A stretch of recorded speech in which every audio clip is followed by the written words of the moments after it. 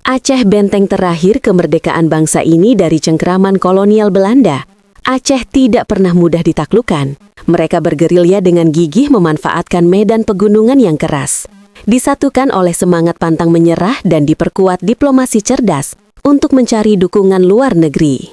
Namun semua keperkasaan itu pada akhirnya dinodai oleh kisah kelam. Kisah tentang seorang tokoh keturunan Hadramaut, seorang Habib yang dulu dihormati rakyat Aceh, namun kemudian menyerahkan rahasia negeri Serambi Mekah kepada musuh. Inilah catatan hitam yang ditinggalkan di Tanah Rencong. Kisah yang selama ini dibiarkan tertidur dalam arsip kolonial.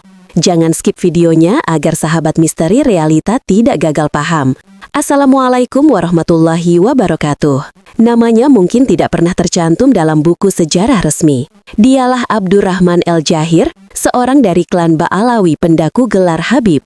Namanya jarang disebut dalam buku pelajaran, namun jejaknya justru jelas tercetak dalam dokumen Belanda sebagai bagian dari operasi intelijen yang meretakkan persatuan Aceh dan menggiling para pahlawan sejati menuju kematian.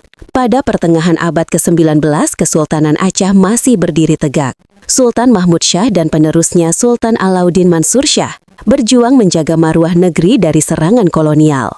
Di tengah badai itu muncul Habib Abdurrahman El-Jahir, seorang keturunan Hadramaut yang dipercaya sebagai penasehat diplomatik, mahir berbahasa Arab, fasih berbahasa Belanda, dan memiliki jaringan hingga ke Tanah Suci Mekah. Namun keadaan berubah ketika konflik internal meretakkan istana El-Jahir mulai kehilangan kepercayaan, baik dari rakyat maupun dari ulama-ulama Aceh. Tanggal 13 Oktober tahun 1878 menjadi titik balik sejarah hari ketika Abdurrahman El-Jahir menyerahkan diri kepada pemerintah kolonial Belanda.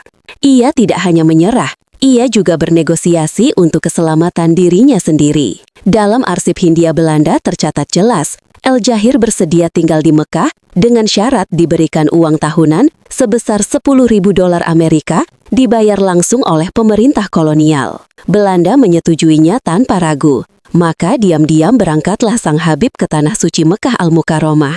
Namun dari sana ia bukan menjadi mujahid, melainkan penghubung rahasia atau mata-mata antara Mekah dan Batavia. Di Mekah ia bertemu Christian Snok Horgronje, orientalis muda Belanda yang tengah menyamar sebagai Muslim untuk menyusup ke jantung dunia Islam. Snok sedang mempelajari perlawanan umat dari dekat, dan Abdurrahman El-Jahir menjadi narasumber emas bagi kolonial. Pada tanggal 3 Muharram tahun 1302 Hijriah, atau Oktober 1884, El-Jahir mengirim surat kepada pemerintah Hindia Belanda melalui tangan Snok Horgronje. Isi surat itu mencengangkan. Ia mengusulkan agar Belanda mengubah total sistem pemerintahan Aceh.